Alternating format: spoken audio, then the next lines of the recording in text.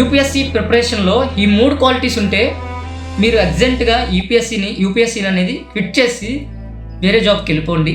So వాళ్ళు చెప్పిన 3 ఒకటి ఏంటంటే only goal is social service. మీలో చాలామంది నాలంటోళ్ళు కూడా ఉన్నారు, నేను కూడా ఉన్నాను దానిలో. సో ఈ పాయింట్ నాకు బాగా తగిలింది. ఏంటంటే only goal is social service. IAS is not a social service, not at all. అంటే కంప్లీట్గా సోషల్ సర్వీస్ కాదు. నీకు సోషల్ సర్వీస్ కావాలంటే చాలా ఎన్జిఓస్ ఉన్నాయి, చాలా లైక్ పొలిటీషియన్స్లోకి వెళ్ళొచ్చు. here ఏంటంటే ఈ ఐఏఎస్ ఐపీఎస్ అనేది జనరల్గా ఇది బ్యూరోక్రసీ. అర్థమైందా? మన పై వాళ్ళు అంటే హయ్యర్ అథారిటీస్, బ్యూరోక్రసీ అని తెలుసు కదా, హైరార్కీ ఉంటుంది. ఓకేనా? వాళ్ళు ఏం చెప్తే మనం చేయాలి, మనకి ఇష్టం వచ్చింది చేయడానికి అవదు.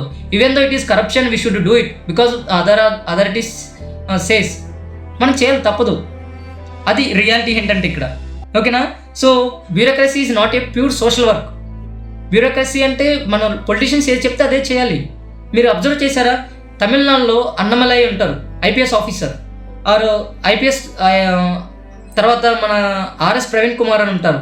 తర్వాత ఇంకెవరు చాలామంది ఉన్నారు కూడా. చాలామంది రిజైన్ చేశారు IAS IPS because of they are more interested in social service, not like slaves to the politicians.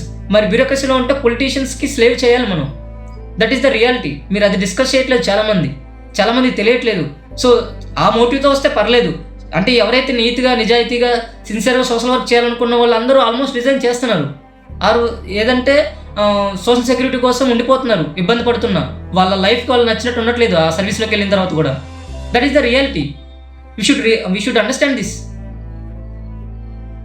IAS IPS రంగంలో ప్యూర్ సోషల్ వర్క్ చేసేద్దామంటే it's not a pure thing. This is not a social or NGO. This is not a party, political party. This is complete bureaucracy. This has a rules, legality, laws, regulations. All we should do according to that law only. We should not choose our opinions.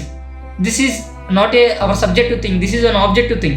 Means we should follow the exact bureaucracy rules. నీ opinions పనికిరావు అక్కడ. Only లా ఎలా ఉంటే అలాగ ఉంటుంది. Social సర్వీస్లో ఏంటంటే మన ఒపీనియన్స్, మన ఎంపతి, మన సింపతి, మన ఇవన్నీ అన్ని కంపాషన్ అన్ని కన్సిడర్ అవుతాయి. బట్ యూపీఎస్సీలో according to the rules we should follow. అది చిన్న మిస్ అవుతుంది చాలామంది కూడా. సెకండ్ క్వాలిటీ ఏంటంటే ఇంగ్లీష్ భయం ఉండటం వల్ల ఆన్సర్ రైటింగ్ రాయకపోవటం. ఇది కనుక మీరు క్వాలిఫై అయితే, ఈ పాయింట్ కనుక మీరు ఉంటే, అంటే భయం వేస్తుంది నాకు ఇంగ్లీష్లో రాయాలి అంటే, ఇది సూటబుల్ కాదు.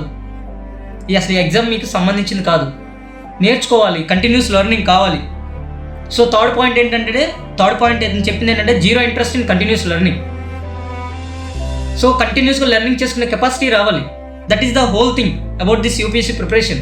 So administration demands communication, growth requires adaptability, civil service require long term learning.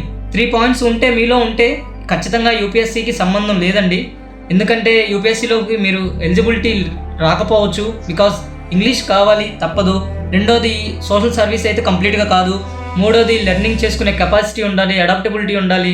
So all the important factors, if you don't have these 3 characters, you are not suitable for the UPSC preparation and future administrator. అది ఈ bro చెప్తున్నారు, చాలా డీటెయిల్గా మాట్లాడారు.